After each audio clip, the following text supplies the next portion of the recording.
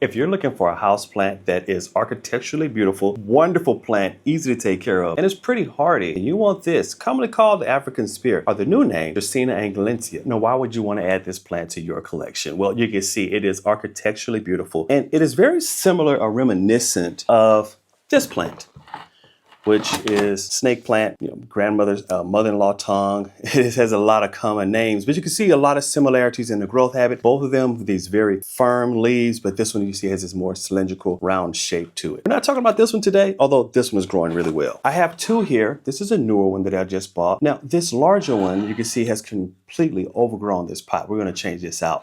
But this one, when I bought this one, it was smaller than this right now. How did I get it to grow this well? Well, there are a couple conditions that I've been able to maintain over the course of, say, a year or two for this plant to kind of really help it grow and expand. There are a couple conditions I maintain, and the first one is the lighting. This plant has grown right behind me, sitting on one of these shelves. It gets a lot of very bright light, but it comes from indirect sources, meaning I don't have it sitting directly under the grow lights. It's there, right there, in the vicinity of them. Get a lot of bright indirect light on this plant, and that works really well. So if you have this plant, you want to sit in the windowsill, it can go from lower light to higher light, indirect. I wouldn't sit this directly in the sun. It may scorch or burn, not do so well in those conditions, but think bright indirect light for the best growing conditions for this particular plant. So bright indirect light, but let's talk the soil. I like to keep mine in pond, which is a rocky volcanic rock type material as a substrate, which is really nice. This is a bag of it that I have here, almost out, but it's a really great material for semi-hydroponic pots. You can see that's kind of just a rocky material. And this plant originally from South Africa comes from a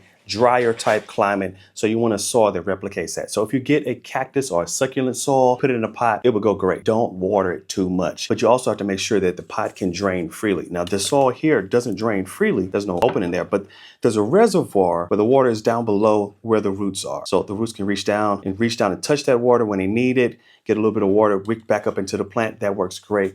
This one I would probably put in a cactus or a succulent type soil, put it in a pot. Again, let it dry out completely before you re-water it. And that's uncommon, but this plant does really well with neglect. Too much care tends to hurt this plant quite a bit, meaning you're moving it around a lot or you're watering it or overwatering it. That tends to be the problem that people have with it. So make sure that you use that right type of soil, succulent type soil or a cactus soil. Works great for this plant. Some of the common problems that you run into is if you place it in a condition where it's not getting enough light. That bright indirect light is really the best for this plant. Again, mine sits under these grow lights, but not directly, kind of to the side. Plenty of bright indirect light, and this plant has grown wonderfully. Also in the conservation room here, I keep the temperature pretty warm. It doesn't get cold in here. So this is a warm room, really reminiscent of where this plant comes from. If you can replicate those natural environment conditions, you have a better chance of keeping the plant alive. This plant has thrived inside of this small pot. So we're going to repot this right now because and that will also give an opportunity to separate it. Surely there's more than enough in here to separate. But let's start the repotting process and we'll talk through the rest. Okay, so I'm going to use this pot, which does have a base in it,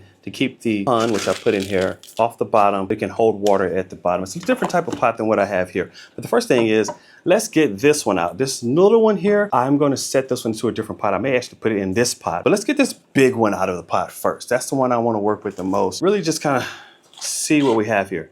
As you can see, roots are able to reach down into that water as needed, and the rest of the root system is not sitting in that water. This little bit is, the rest is up, and it can wick water as needed. That's why I love these semi-hydroponic pots, and succulents is a great combination in my experience. Set that to the side. All right, let's see if we get this out of here. Oh, that's beautiful. Really nice. And we could just kind of go in and start to separate out.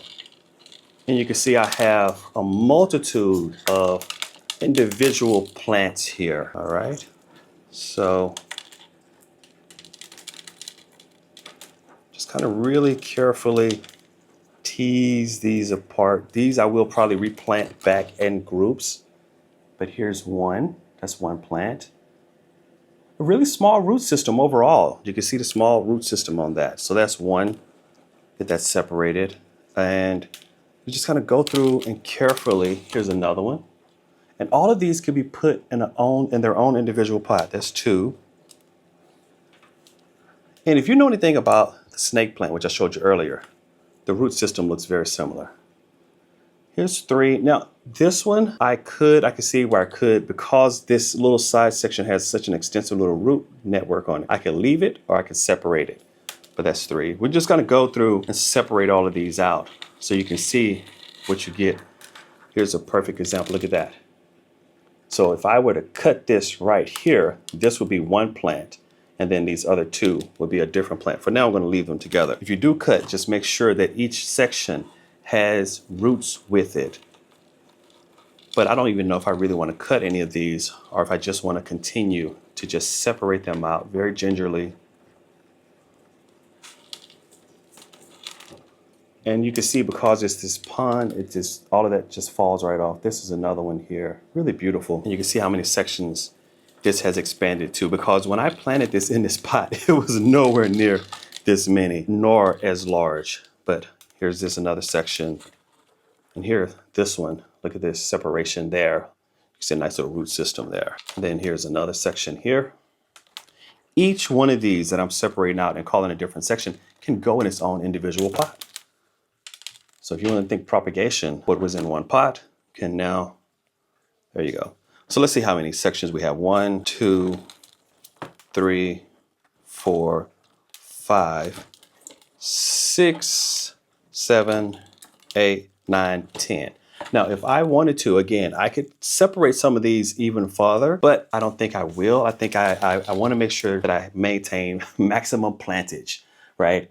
So this section here, but the problem is, see, it's a nice little here, but it only has 2 roots coming off, although I could cut it back here. There's another root coming out there. This could be okay if I were to separate it.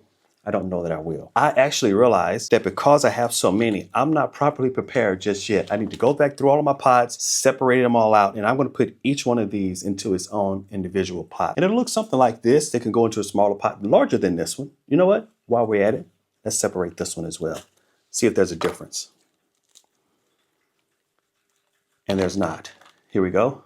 There's one. Very similar growth habit for this plant. You can see here, look at that. Little side shoots coming up. There's 2. There's another smaller one.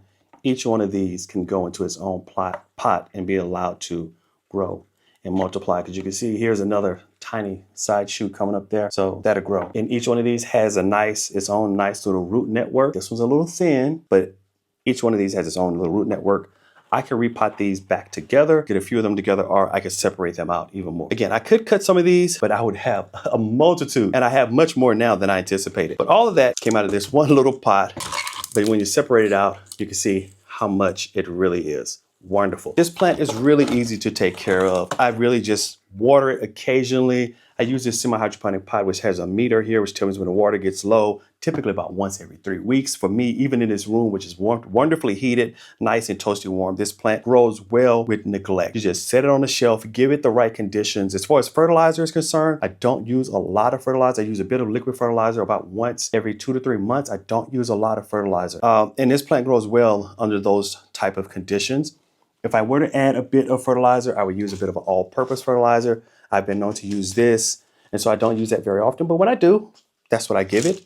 And they grow really well. I'm not trying to grow my plants really fast. This one did all of this on its own. You can see how long these stems are. Really beautiful, really beautiful. And you can see how it is similar to the snake plant, because some of these, let's see if I can find one example. Look at that. Not a complete cylindrical, not, tubular, not cylindrical. That looks a bit like a snake plant. So you can see how you could think about these 2 plants as having similar conditions and growth habit. But I want to stop right here, because what I need to do now is go and get a lot of pots and repot all of these plants. This is a wonderful plant. You should definitely think about adding it to your collection. I have a lot now, and I may look to share. Until next time, do take care.